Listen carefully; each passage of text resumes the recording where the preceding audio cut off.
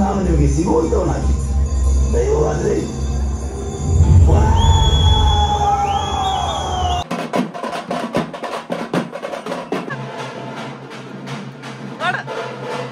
Hi friends, ಎಲ್ಲರಿಗೂ ನಮಸ್ಕಾರ. Welcome back to my channel. ನನ್ನ ಹೆಸರು ಸುವರ್ಣ. ಇವಾಗ ಒಂದು ರಿಸೆಪ್ಷನ್ಗೆ ಹೋಗ್ತಾ ಇದ್ವಿ, ಹಾಗೆ ಬ್ಲಾಗ್ ಸ್ಟಾರ್ಟ್ ಮಾಡೋಣ ಅಂತ ಸ್ಟಾರ್ಟ್ ಮಾಡಿದೆ. ಸೊ ಒಂದು ಮನೆಯಿಂದ ನಾವು 9 ಜನ ಹೋಗ್ತಾ ಇದ್ದೀವಿ ರಿಸೆಪ್ಷನ್ಗೆ. ಅದಕ್ಕೆ ನನ್ನ ಕಸಿನ್ಸ್ ಎಲ್ಲ ಬರಲ್ಲ ಅಂತ ಇದ್ರು. ಸೊ ಊರ ಕಡೆ ಅಂತಂದರೆ ಫುಲ್ ಫ್ಯಾಮ್ಲಿ ಎಲ್ಲ ಹೋಗ್ಬೋದು. ಬೆಂಗಳೂರಲ್ಲಿ ಈ ಥರ ರಿಸೆಪ್ಷನು ಮದುವೆಗೆ ಹೋಗ್ಬೇಕಂತಂದರೆ ಒಂಥರ ಅನಿಸುತ್ತೆ, ಯಾಕಂದರೆ ಇಲ್ಲೆಲ್ಲ ಊಟ ಪ್ಲೇಟ್ ಸಿಸ್ಟಮಲ್ಲೆಲ್ಲ ಹೇಳ್ಬಿಟ್ಟಿರ್ತಾರೆ.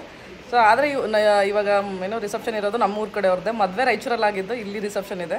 ನಮ್ಮ ಮನೇಲಿ ಗೊತ್ತು ಇಷ್ಟು ಜನ ಇದ್ದೀವಿ ಅಂತ. ಪಾಪ ಅವ್ರು ಇನ್ನೊಂದ್ಸಲ ಫೋನ್ ಮಾಡಿ ಮನೆಯವರೆಲ್ಲರೂ ಬರ್ರಿ ಅಂತಂದು, ಅದಕ್ಕೋಸ್ಕರ ನನ್ನ ಕಸಿನ್ಸ್ ಎಲ್ಲ ರೆಡಿಯಾಗಿದ್ದಾರೆ. ಸೊ ಎಲ್ಲರೂ ಹೋಗ್ತಾ ಇದ್ದೀವಿ. ಹಾಗೆ ಇನ್ನೊಬ್ರು ಸ್ಪೆಷಲ್ ಗೆಸ್ಟ್ ತೋರಿಸ್ತೀನಿ ನೋಡಿ, ಎಷ್ಟು ಸೂಪರಾಗಿ ರೆಡಿ ಆಗಿದ್ದಾರೆ ಅಂತ. ಹಾಯ್ ಹೀರೋ ಇದ್ದ ಕೂಡ ರೆಡಿ ಆಗಿದ್ದಾನೆ. ಎಲ್ಲಿಗೆ ಹೋಗ್ತಾ ಇದೀವಿ ಅಮ್ಮ ನಾವು ಇವಾಗ?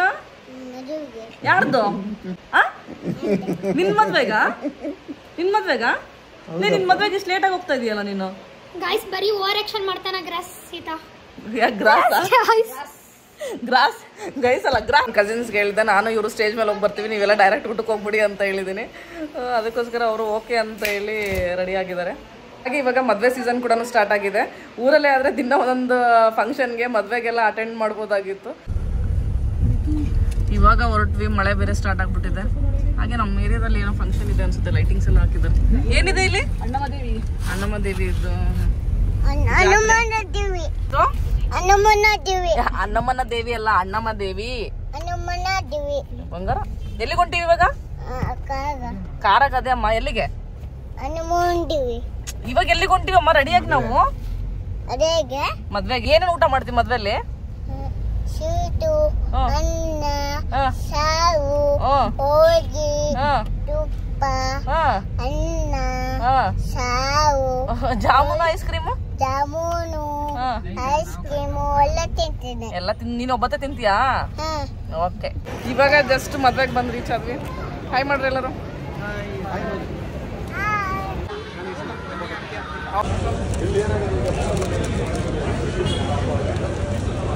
ಬಾ. ಚಾಟ್ಸ್. ಬಾ ಇಲ್ಲಿ ಅಮಿತ್.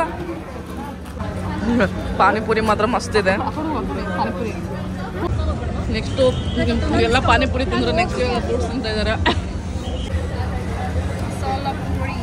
ಪಾಪ್ಕಾರ್ನ್ ಆಯ್ತು, ಪಾನಿಪುರಿ ಆಯ್ತು, ಇವಾಗ ಮಸಾಲ ಪುರಿ ತಿಂತಾ ಇದ್ದಾರೆ. ಇವಾಗ ಇವರಿಬ್ರು ಬಂದ್ರು. ಹಾಯ್. ಇದಕ್ಕೆ ಪ್ಲೇಟ್ ಪಾನಿಪುರಿ ತಿನ್ನೋಗ್ರಿ, ಮಸ್ತ್ ಆಯ್ತು. ಇನ್ನೂ ಹೋಗಿಲ್ಲ, ನಿಮ್ಗೋಸ್ಕರ ಕಾಯಕತ್ತೀವಿ.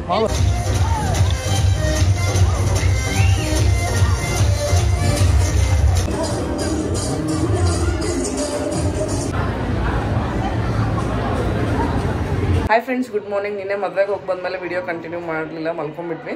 ಸೊ ಇದು ನೆಕ್ಸ್ಟ್ ಡೇ ಬೆಳಗ್ಗೆ. ಇವಾಗ ಎಲ್ಲರಿಗೂ ಬ್ರೇಕ್ಫಾಸ್ಟ್ಗೆ ಮಂಡಾಳ ಒಗ್ಗರಣೆ ಮಾಡ್ತಾ ಇದ್ದೀನಿ. ಬನ್ನಿ ಮಂಡಾಳ ಒಗ್ಗರಣೆ ಎಲ್ಲ ಹೇಗೆ ಮಾಡೋದು ಅಂತ ನಿಮಗೆ ತೋರಿಸ್ತೀನಿ. ನೋಡ್ಬೋದು, ಊರಿಂದ ಈ ಥರ ಒಂದು ದೊಡ್ಡ ಚೀಲ ಮಂಡಾಳ ತರಿಸ್ಕೊಂಡಿರ್ತೀವಿ. ಇಲ್ಲಿ ಮಂಡಾಳು ಅಷ್ಟು ಚಲೋ ಸಿಗಲ್ಲ, ಅದಕ್ಕೆ ಅಟ್ಲೀಸ್ಟ್ ನಮಗೆ ವೀಕ್ಲಿ ಒನ್ಸ್ ಮಂಡಾಳ ಒಗ್ಗರಣೆ ಮಾಡ್ತೀವಿ. ಅದಕ್ಕೋಸ್ಕರ ಒಂದು ದೊಡ್ಡ ಚೀಲ ಊರಿಂದ ತರಿಸಿ ಸ್ಟಾಕಲ್ಲಿ ಇಟ್ಕೊಂಡಿರ್ತೀವಿ. ಫಸ್ಟು ಮಂಡಾಳನ್ನ ತೊಳೆಸ್ಕೋಬೇಕು. ಮಂಡಾಳನ್ನ ಈ ಥರ ನೀಟಾಗಿ ತೊಳೆಸ್ಬೇಕು.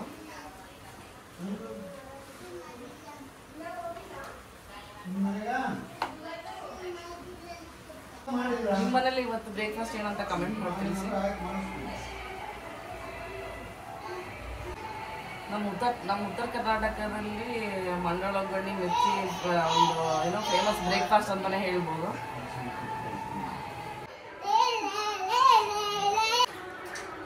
ಇದು ತೊಳಸಿದ್ಮೇಲೆ ನೀಟಾಗಿ ಈ ಥರ ಹಿಂಡಿ ತೆಗಿಬೇಕು. ಇವನ್ನ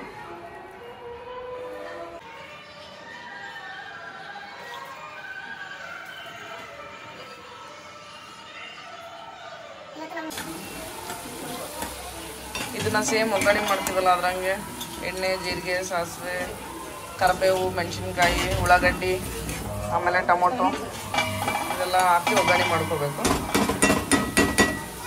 ಮೇನ್ ಅಂತಂದರೆ ಹುಣ್ಸೆಹಣ್ಣು ನೆನೆ ಹಾಕಬೇಕು. ಹುಣ್ಸೆಹಣ್ಣು ಹಿಂಡಿ ಹುಳಿ ಮಾಡ್ಕೋಬೇಕು. ಅಮಿತ್ ಇಲ್ಲಿ ನೋಡು.